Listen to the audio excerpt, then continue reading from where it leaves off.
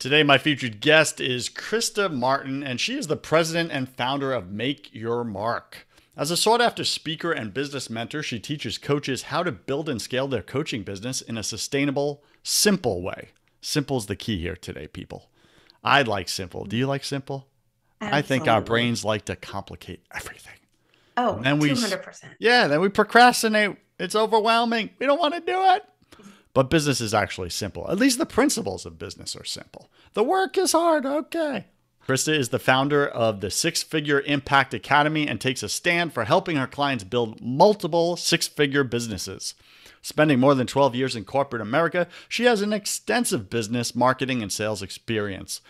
She built and sold her first side business, built a seven-figure coaching business, and now enjoys helping her clients build their businesses that fit into their life instead of the other way around. She supports homeless animals and shelters with the goal of helping all pets live in a happy and healthy home. There's her heart side of her entrepreneurship. Everybody's got a cause, something we're supporting. All right, Krista, welcome to your first 100K Top 100 podcast in entrepreneurship. Go ahead and fill in some of the gaps in that intro, would you? Yes, absolutely. Thank you so much for having me. And in fact, really talking about the homeless animals, even starting there is such an important thing because that's what really one of the things that really helped me to grow too was having a cause that was bigger than me, that it wasn't just about Krista Martin, that it was actually about making a bigger impact. But I do like to share that I sold drugs for a while as well. They were the legal drugs. So they That were was a good pharmaceuticals. hook. Good Yes, your marketing eyes, right there. My eyes your went big. I'm like, not that kind of show, Krista. that's a different time. And the first side business we had too was my husband and I built it, and it was a margarita machine rental business because we thought you should be able to make money doing what you love, and we love drinking margaritas, and so it was all kinds of excitement. But All right, so um, we got a marketer on the show here. She sold drugs, she sold alcohol. Now she's helping pets and business owners like yes. yourself. Krista, let's get into it. Take a minute, share something personal about you that very few people in your business life actually know. Oh, that is a really great question. The personal piece would be, I don't know why this is stumping me Oh, so I much. Um, stumped you. you totally did. I think for me, it would be, and this is me just being totally transparent and vulnerable too, is that Perfect. That's what we I like. still, work on all the mindset, every single piece that I worked on, you know, at the first six figures. And so I think sometimes people are put up on this pedestal that they did A, B, and C. So now they're perfect or they're fixed. And it's the same stories that I work through that I would say everybody, making their first 100K is dealing with too. It just shows up in different ways, and it's the ability to deal with it and recognize it. But to me, it's the ongoing adventure that we get to deal with. So really, just wanting to pull back the veil that, or maybe dismantle some people's expectations that they think they hit a certain level of success and everything, their mind stops telling them why they need to go back to corporate or that kind of thing, and it's still there. I agree completely. I think as long as the world is fire hosing us with lies about ourselves and others, what we can do, what we can't do, what we're made for, what we're called to, etc., as long as we got all that head trash, like you can knock it out of your head, like dump it all out, at different moments in your life. But then more is coming in, more is coming at you. So it is Yeah. a process. I think it's a continual process of eliminating the head trash as you go through life. Wouldn't you agree? Yeah. Oh, 200%. And I mean, there have been times in my office right now, it's set up and we have a window over here, but there have been times where I've literally pushed myself, challenged myself so much that I was in a ball, between the desk and the window, just really, I mean, and I know that sounds like really crazy, but that's where it felt safe, in that moment. And I was like, okay, I might have pushed myself a little bit beyond my growth edge, like a couple miles beyond it in what I just did, but also noticing we have to figure out where our growth edge is so we know where to to play, where we And stretch, but that's don't. gonna, yeah, that's gonna make you a good coach, you know? It'd be like teach your clients, let me teach you the curl up in a ball technique, okay? Yes, this is exactly what you want to do multiple times a day. Scare yourself to death. Oh my Yes. goodness. All right. What are we getting into today? Take us back in time. Tell us your first 100K story, how you broke the six figures in this business that you're in right now. What was it like? Like, bring us through year one. Like, what scared the heck out of you? Where did you stop? Where did you hesitate? How did you push through it? Let's go. Yes, yes. And so this is one of my favorite points to think about and reflect on, because I actually had a couple of years pre six figure. I was selling drugs, working full time as I was building my business, and I did everything wrong, meaning that I sent out my one email to my probably four, subscribers at the time, probably my mom, the cat, those kind of people on my email list. And that was all I was doing, was a bare minimum. And I had one or two clients, and I was hiding. I wasn't being visible, and I was scared to death. And when I was let go from my corporate job, I probably brought in about $40,000 in my business up to that point. In the past 12 months. And at that moment was really a do or die moment. And what I mean by that is I was let go. They gave me 1 week severance. So I like to say I waved at them with one finger, and it wasn't my pointing finger that you see here to say thanks a whole lot for, all that time. But in a moment of strength that I didn't know where it came from, my husband asked me, and just like normal husbands do, Carrie, are you going to apply for unemployment? What are you going to do? And I said, no, I'm not. I'm going to make too much. And it's not going to, I don't need to apply for unemployment. I literally looked behind me because I thought, who in the heck just said that? Because I don't know that I can make enough, to cover our bills and expenses and everything. So what I did in a weak moment actually helped me, I believe. I printed the unemployment papers, and they literally sat next to me the way my desk was set up on the printer. It was right next to me. And every day I chose not to fill that out. Mm. Every day I sat down at my desk, and it was whether I was aware of it or not, I saw the papers and I chose to focus on my business instead. I love this. Startup Nation. Like, this is deliberate defiance against mediocrity. Like, Yes. she had a choice every day. Look down. Hey, collect unemployment. It's the easy path of easy, whatever, least resistance. And every day she defiantly said no to mediocrity. Like, that's huge. Please continue. Thank you for saying that. And, and of course, I feel like that we always get tests too to say, are you really committed? Are you really committed? So recruiters would call with different jobs, and I really had to, and it was scary. I mean, I'm not going to say, oh, I just was, strong in every moment and like, this is always it. There was the moments of doubt, but it was really going back to that decision that, nope, I'm not going to waste their time and my time in a conversation about, going back to a job, because I knew where I needed to be.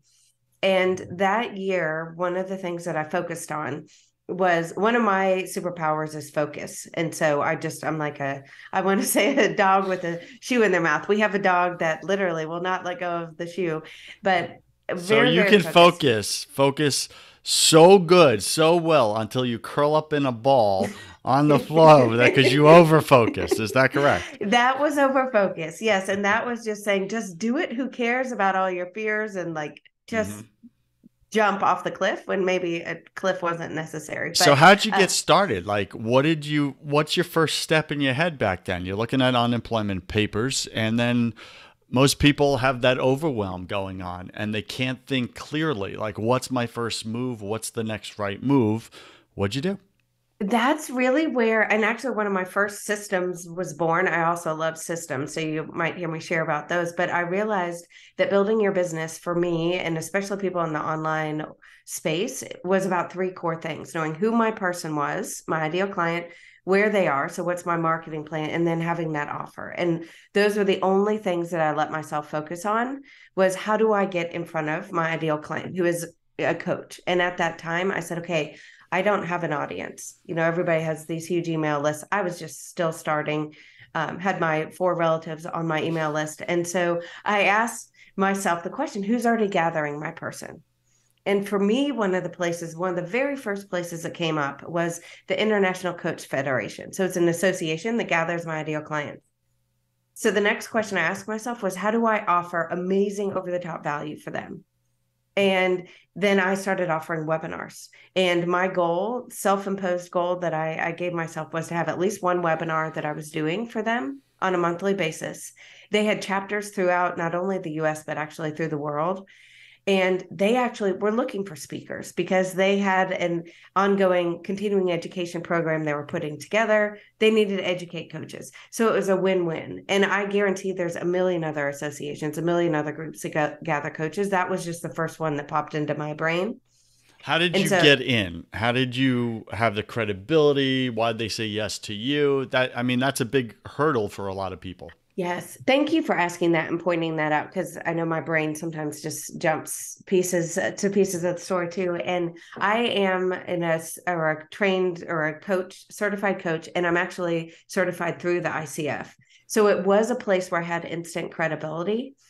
And what I want to share though too is one of my clients he works with leaders, and his background was in supply chain management. So we did a similar thing for him, in that we went to the Institute of Supply Chain Management and he spoke at all their conferences. He got in front of the ideal person in that way, even though some of his ideal clients are there. And, there are also clients that aren't supply chain management, but there's always a gem I found in your past where you have credibility that you probably poo-pooed it and said that doesn't matter, or that doesn't count, but go where you have relevance, and just be the big fish in the small pond. And that's exactly what I did. And my business grew that year from $40,000 to $220,000.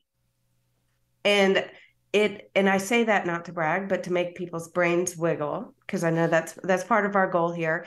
And I was formerly in corporate, so I like to say I was institutionalized. And I was trained that your growth has to be slow. It has to be incremental. You bust your butt, maybe you can get a 3% raise. And so I had to break that own story for myself. And I share that as a way to help other people break a story that may be limiting them too, that I made 30, now I can make 40 if I really work hard. And you can go so much faster and further if you want to. But it really was that laser focus. I like it. All right, Startup Nation, you getting some ideas here? Come on, you're getting inspired. Start thinking through this right here. Krista, there's someone listening right now that says, I don't have any past relevance in the industry I'm headed into. There's nothing that is connected. I'm totally leaving industries. I'm starting something fresh and new and exciting, following my passion, my calling, etc. What do I do? Like, what's the first step for me? How do I find my client? What do you recommend for them? You probably had a client like this, if you could share a story.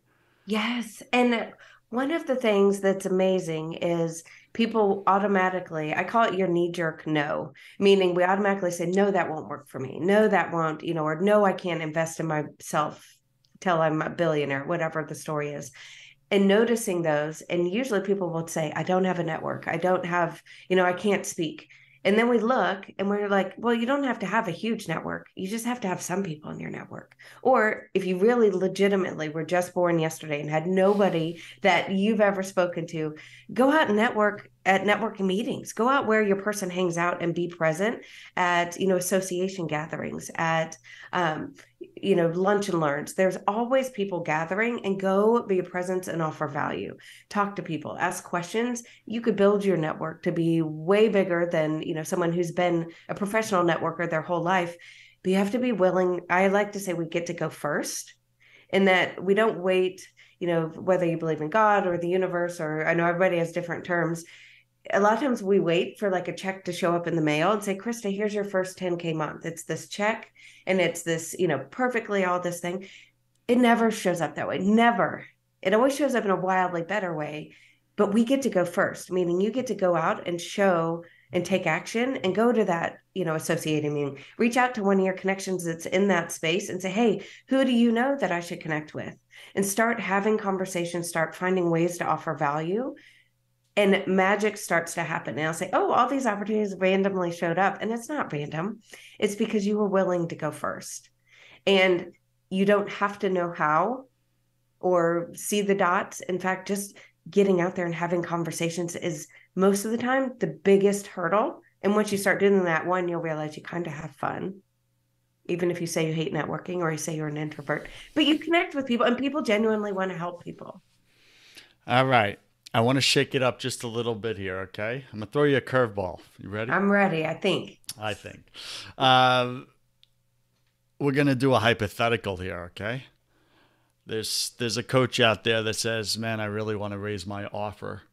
I'm not at the six-figure mark yet, but I know I'm called to serve a higher ticket client. But they're all hanging out in these higher ticket type mastermind groups or conferences that I can't afford. I know where they're at. I don't know how to get access to them. Do you have a creative approach or possibility here for them? Maybe just if we're exploring, because I know there's people like this. I meet these people and they just feel stuck. They're like, I know what to do. I don't have the money to do it in order to get more money. Did that make sense the way I presented that? Yes, it absolutely does. Because there's head trash around that. There totally is head trash around that. And I like to give a totally different example in that when we were redoing our kitchen, we decided we wanted to remodel. And that's always a exploding bucket of expenses and unexpected surprises. But I, for some silly reason, thought that the money was supposed to be stacked up in a pile on my desk waiting for me. Like, here it is, here's the 40,000, whatever the estimate was. It's just like on a pile right next to me. And so I was waiting for it to be there. And that was me waiting for the universe, God, just to show me, look, it's right. But I had to ask myself the question, how can we find the money to renovate the kitchen? And that how question opens our brain versus closing our brain. So I had ideas like we could sell one of our cars, which I wasn't going to do, but you start getting ideas is where it comes from. I said, oh, we could do this, we could do that. And then all of a sudden there were solutions versus problems. And then I could move forward on a potential solution to find a way to be able to do that. And so many times we believe we have to wait till we have that money literally in a pile.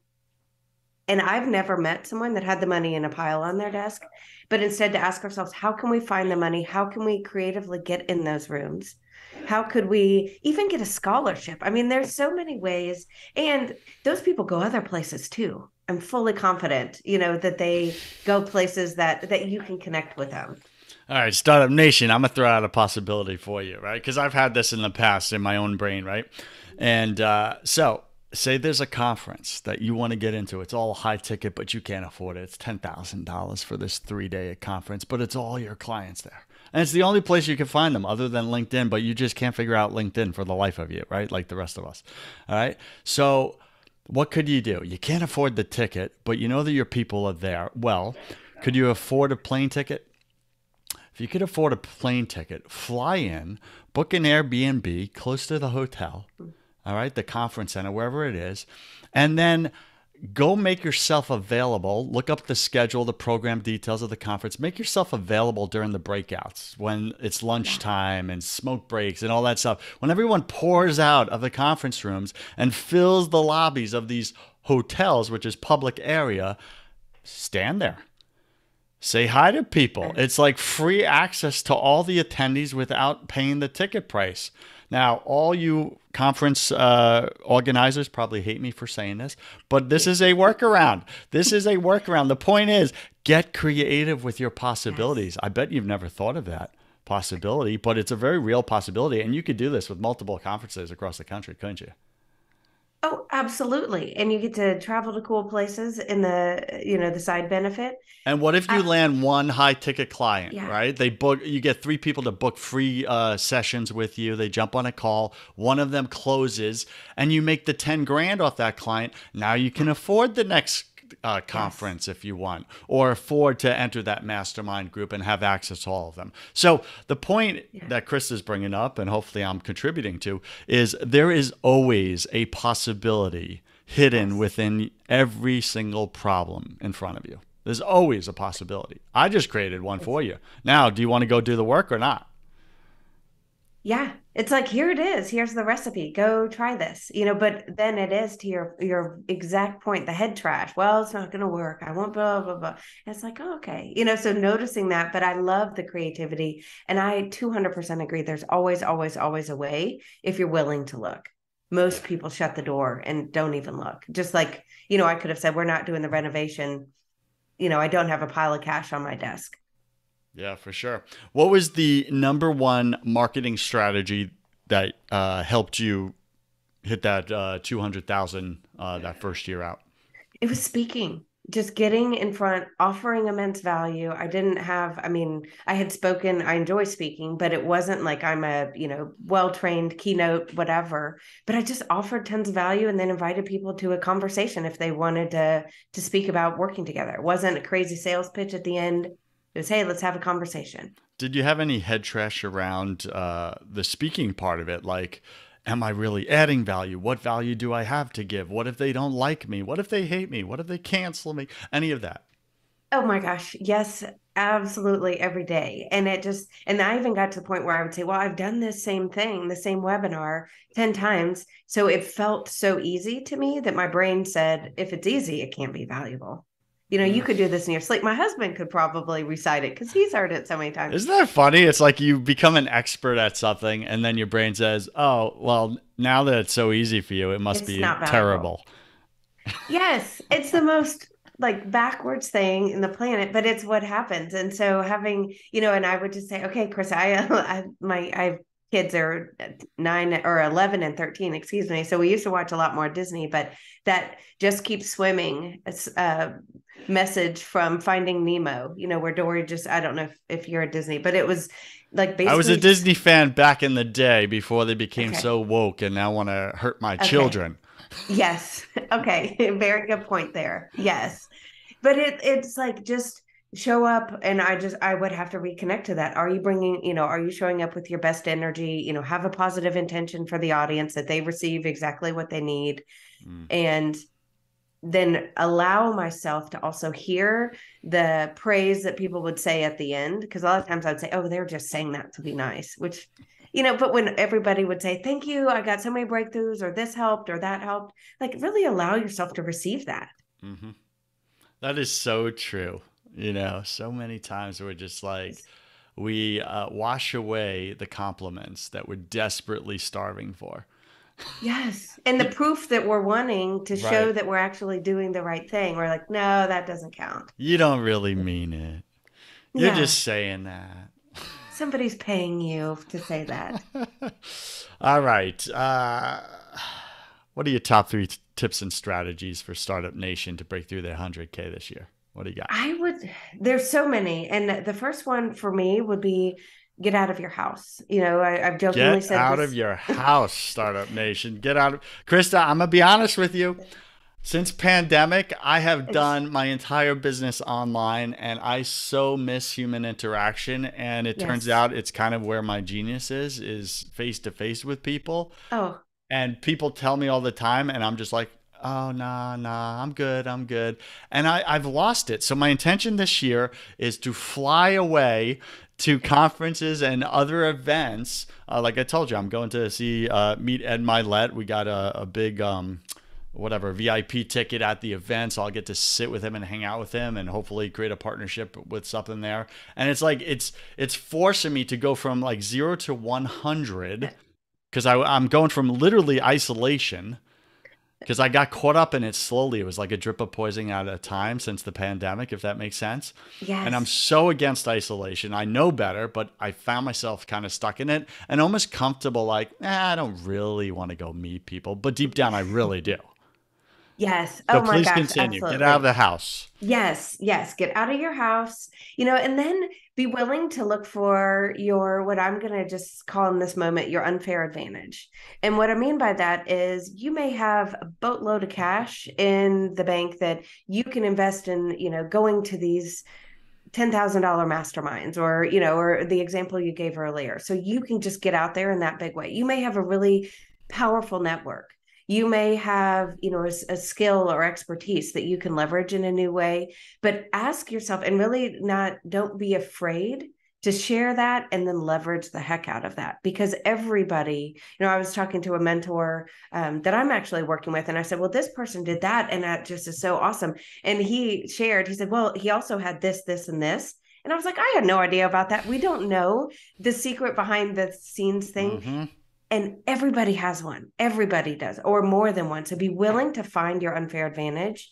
And maybe it means, working with, people in the manufacturing split or the supply chain management, like I meant earlier, because you have that rich network, leverage it, speak there, go connect with those people, ask them who they know, because that is your fast path to create breakthroughs. And one breakthrough then gives you energy to find the next breakthrough. What is your unfair advantage right now in your business?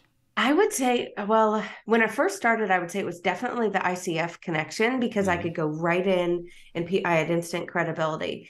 And right now, I would say that it's my expertise in having built a 7-figure business, having, done everything wrong, been in business for almost 10 years.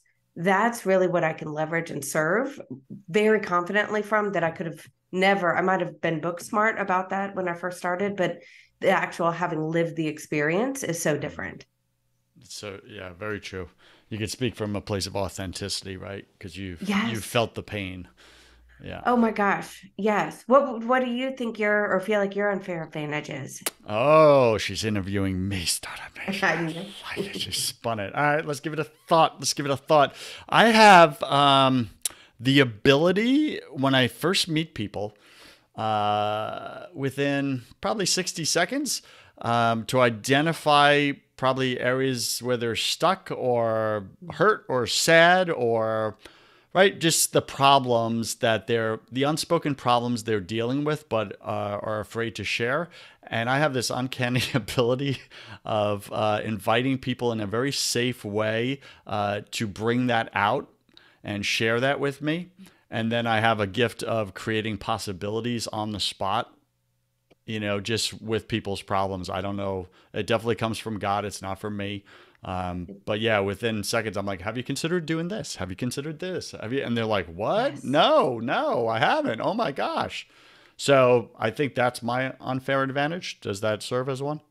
Oh, absolutely. And knowing that and seeing that allows you to then activate it, in a way that draws your right people to you. Yeah, so get this, right? So I'm going to go meet Ed Milet. Some of you know Ed Milet. He's a huge entrepreneur, very successful individual, top podcaster, all that. So I was like, I asked my wife, I was like, what do you think I should speak to him about? When I have the opportunity to sit with him in a VIP, whatever setting. And she goes, well, why don't you point out to him some of the things you saw in some of his marketing, his book or whatever that maybe he doesn't see, and call him out on some stuff because you're really good at that, just calling people out. Yeah. And he's a hard charging man, just like you. So he respects that. That's what he looks for. Like, tell me what's real so I can improve stuff. And I was like, really? You want me to do that? And she was like, yeah, why wouldn't you? And I'm like, that's such a cool challenge. Now, either he's gonna remember me either way, either that he's gonna hate me afterwards, or he's gonna be like, I want to partner with you on something. Like, tell me more. So that's interesting, right? So we'll see how that goes. Oh, you'll have to keep us posted. That's very exciting to hear too. Yeah, yeah. Okay. Get out of the house, Startup Nation. Look for your unfair advantage. Was there a third one, or we're just gonna work I those two? Yes, and then the third one that I would have, and this actually was from a client that he shared this with me. And he said, like, he is a big believer in God, and he said that he realized he couldn't play small because it was his job to be a good steward of the gifts he was given. And so, what I'm saying and sharing about that is when you shift it from being about you or me, and Krista wants all this, whatever, it's really about God working through you and being a good steward of the gifts that he has implanted on your heart, in your brain, in your abilities. And it shifts from the ego, making it feel like it's Yeah. about you or me or, the dollars, when it's really about how dare I not show up and use what has been given to me as, for a very intentional purpose. Wow, what a different perspective. Yeah. It's So, like, I have to go do this, is what you're saying, because this is the calling God put on me. He's equipped me with these gifts and yeah, abilities, and it would be selfish of me not to use these. So, it's actually our duty, our responsibility to go out there and face that fear and meet those people and yeah. invite them and take action. Is that correct? Yes, absolutely. And it kind of gets you moving when you realize, all right, it's not about me. All right. Krista, what do you do to strengthen and deepen your faith?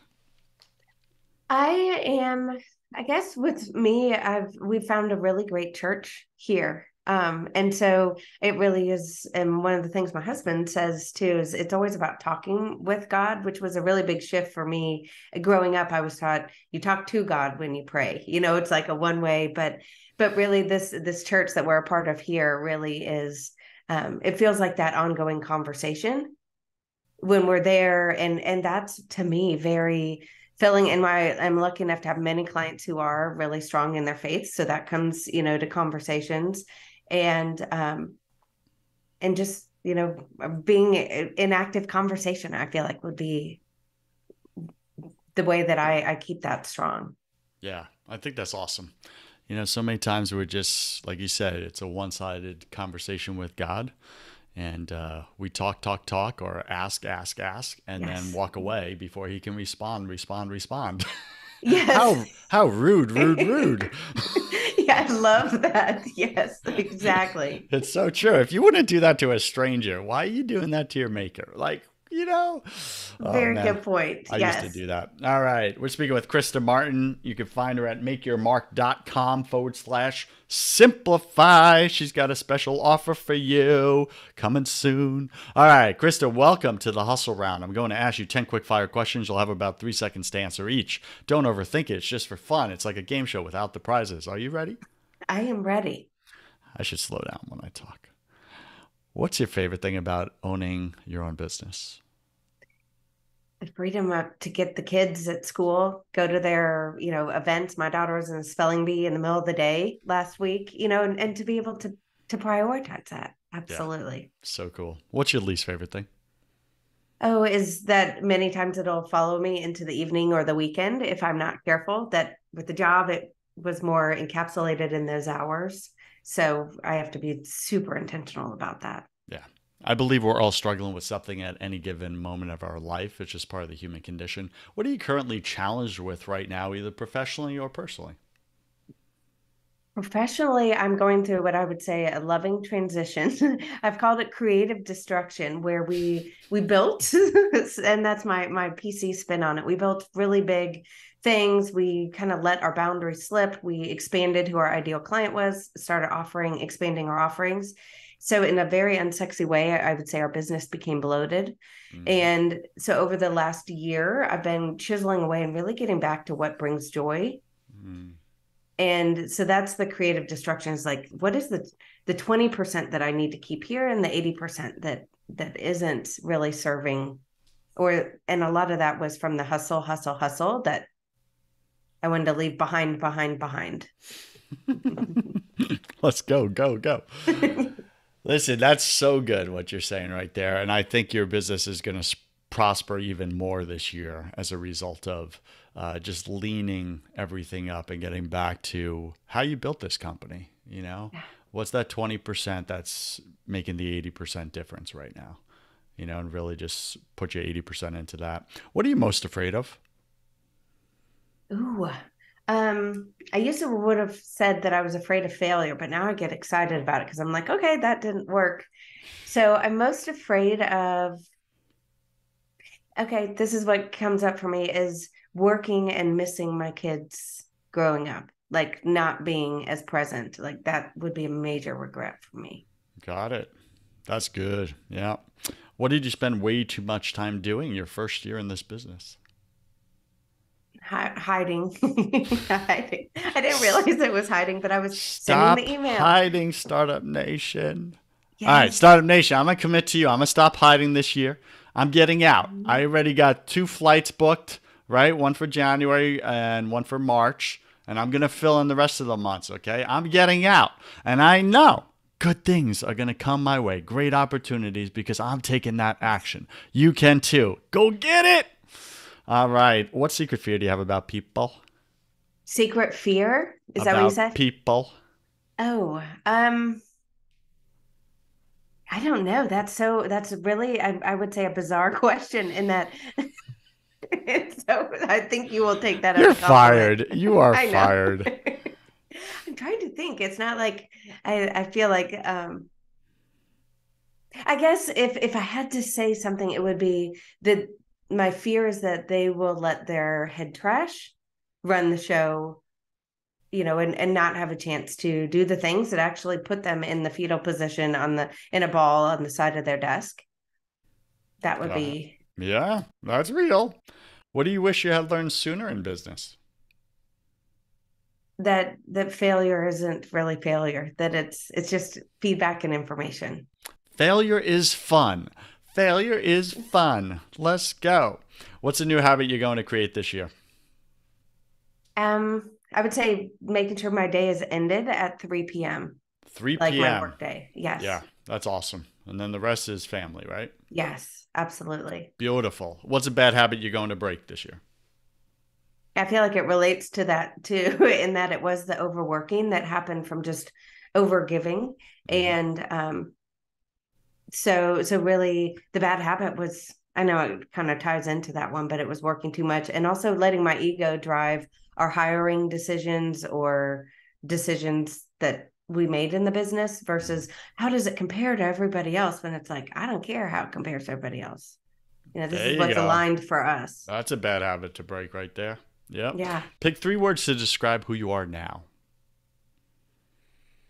Ooh, okay. I'm gonna say the ones that come up, I would say, ooh, and they're all A's. That's pretty cool. I mean, this is like Marketing, magic. baby. Yes. Authentic, alive, and adventure. Those are the three that came up. Yeah, that's cool. Pick 3 words to describe who you were your first year in this business. Oh, another A word is afraid. Small. So we're getting away. And um, I guess that belief feels important. Like I had the belief, Hmm. but it was kind of came and went. Yep. So I And was last question, Krista, if you could come back to life after you died, look your family and friends, your husband, your kids in the eye, and give them only one piece of advice about true success in life and business, what would you say to them? Oh, I just pictured that as you were saying that. I mean, this is going to sound so cheesy and so cliche, but I would say follow your heart. Like your heart is the measure, not anything else. Yeah, very good. This is the opportunity where you get to give Startup Nation a homework assignment for this week. What is one action they must take if they want to hit their 6 figures this year? I would challenge them to get out and talk to at least 10 people that they have not shared with their business or shared with them what they're doing, and to ask them the magic question after they share that: who do you know that I should connect with? And be willing to see and receive the opportunities and breakthroughs that come from that. Can I give Mm, them a bonus homework too? One more. I think you can. Go Okay. ahead. Okay, thank you. And then the other one is go find people that are gathering your client in groups. Okay. So is that going to be associations? It could be, I like associations, but I mean, people gather in masterminds like you shared earlier. It could be a million different places. But if you go just to look up associations, so you have a place to start, go find associations that gather your person and start seeing how you can offer value to them. All right, Startup Nation, there you go. All right. Did you enjoy the show with Krista? If you did, would you go write her a 5-star review, an honest review, and tell her what you thought? Tell her about the value that she added to your life. I know she'll go and read those reviews because she wants to find one about her. She wants to see her name in lights. Name in lights. Let's go. Who doesn't want to see Yes. their name in lights? All right. If we like what you write, we'll go ahead and read it live on the show, like I'm about to do with handle Mayor Sir. Mayor Sir, thank you for your 5-star review. They wrote, "It's great to hear everyone's first 100K stories. I really like listening to these first 100K stories. The beginning of a business is some of the most exciting times, and this keeps that in front of my mind. So that's awesome. Thank you, Mayor Sir, for your 5-star review. Startup Nation, go write yours now. Krista, where does Startup Nation go to find out more about you or get your awesome offer? The best place would be, I mean, you can find out details on my website, but if you go to makeyourmark.com and then /simplify, you're going to get the guide that shows you exactly where to focus, what systems, strategies you need at every level of your business. So you can do it in the right order and save a bunch of time. So makeyourmark.com /simplify. All right. We've been speaking with Krista Martin. Krista, thank you for being on your first 100K. I wish you God's love, peace, and joy in your life. Thank you. You as well.